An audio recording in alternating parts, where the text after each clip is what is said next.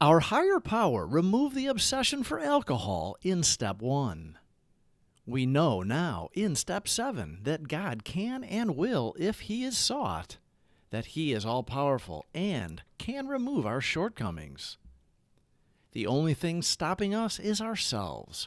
When we are right-sized, we have the humility to know that He is in charge and we are His useful servants to do His will. We cannot fail. We are then gifted with a life beyond our wildest dreams. Another day of beautiful uncertainty. That is our adventure. We're going to start with the Serenity Prayer, and then we'll go into the daily reflections. If you or someone you know are questioning yourselves about whether or not you're an alcoholic or whether they are an alcoholic or drug addict, reach out. We can help you. You don't have to do it alone. God, grant me the serenity to accept the things I cannot change, courage to change the things I can, and the wisdom to know the difference. Grant me patience with the struggles that take time, and appreciation for all that I have, tolerance of those with different struggles, and the strength to get up and try again, one day at a time. Shortcomings removed, July 20th. But now the words, "Of myself I am nothing, the Father doeth the works," began to carry bright promise and meaning. 12 Steps and 12 Traditions, page 75. When I put the 7th step into action, I must remember that there are no blanks to fill in. It doesn't say, "Humbly asked Him to," fill in the blank, remove our shortcomings.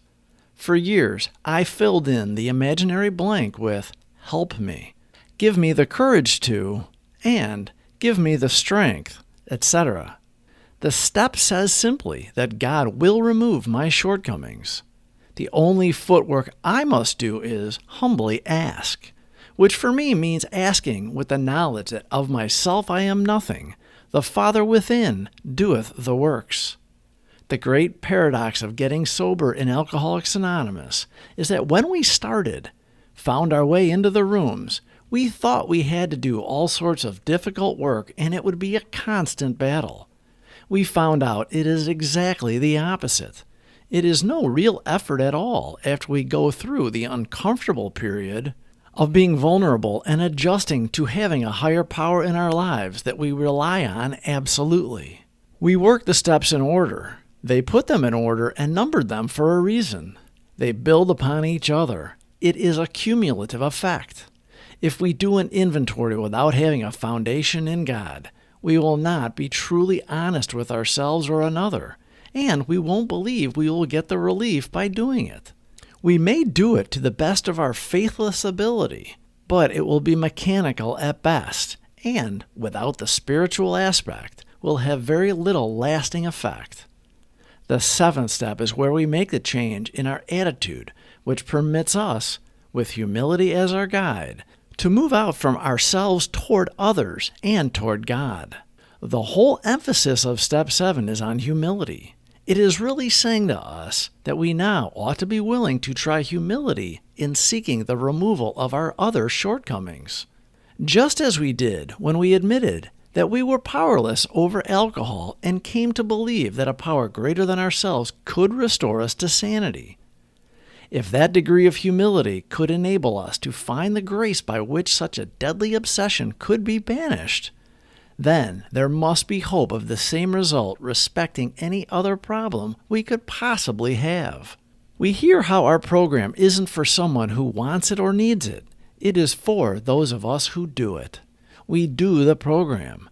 We do the steps, and in the process, we develop a relationship with a higher power, which requires us to admit we are not the power ourselves. It is a humbling experience. It is logical. Of course we are not the power, but we did act like it, or at least we acted like there wasn't a power greater than us. Now we get out of our own way, which means we know we were our own worst enemy. Our problem was us. Our self-centered fear kept us from the sunlight of the Spirit. Now we found God and are cleaning house, which includes steps 6 and 7, where we pray for our shortcomings to be removed by the only one who can do it, our higher power. Once again, we get out of the results business and wait for it to happen for us. Our faith is strong, and we do not struggle. When we are tempted to pull out one of our character defects in any given situation, we pause and are able to refrain from the behavior. Slowly but surely, we are changing for the better. We are closer to our spiritual awakening. We are in process. I can't, he can. I think I will let him. Shortcomings removed, July 20th. But now the words, "Of myself I am nothing, the Father doeth the works," began to carry bright promise and meaning. 12 Steps and 12 Traditions, page 75. When I put the 7th step into action, I must remember that there are no blanks to fill in.